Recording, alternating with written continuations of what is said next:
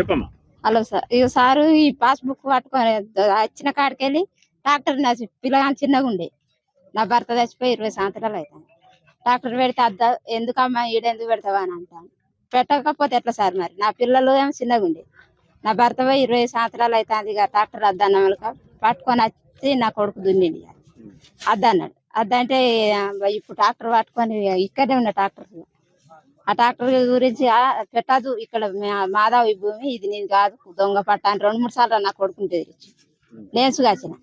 అట్లెట్లా sir నువ్వు మీది ఇచ్చిందే కదా అని అంటే, కాదు కాదు ఇది పట్ట కాదు, ఇది నీ పట్ట ఎందుకా, ఇది దొంగతనాన్ని చేసుకునే పట్ట అంటే. కానీ అట్లయితే అట్లనే సార్ అని 2-3 సార్లు అక్కడికి పోయాను, ఆశాబాద్ పోయాను. ఆశాబాద్ పోతే అక్కడ సుగవయ్యా మేము ఎప్పుడన్నా అమ్మ అని అన్న. నా కొడుకు సుగా 2 సార్లు పట్టుకొని పోయాను.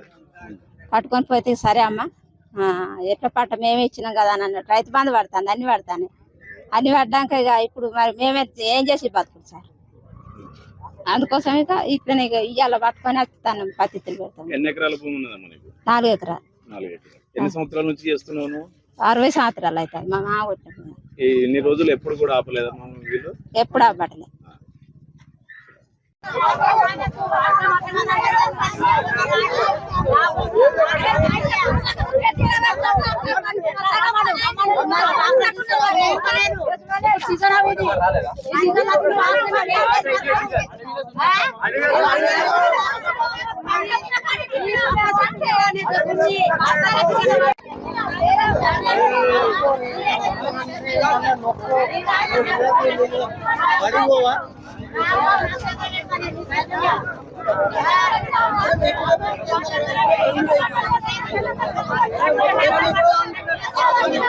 ఇప్పుడు కాదు అప్పుడుగా ఎన్నో ఏండ్లు అవుతుంది భూమి కొట్టి. నేను ఎన్నో ఏండ్లు అవుతుంది. నా పిల్లలు గింత అంత ఉండే, నా అత్త మామ ఉన్నప్పటికెళ్ళి చేస్తాను నేను ఆ భూమి.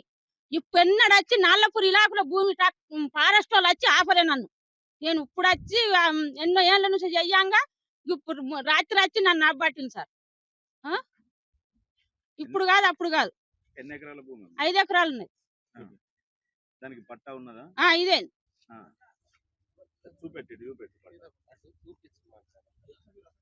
నేను గింత నా పిల్లల పెళ్లి ఇప్పటికి 2-3 బిడ్డల తల్లులు అయినా ఫారెస్ట్ వాళ్ళు వచ్చి నన్ను ఆపలేదు.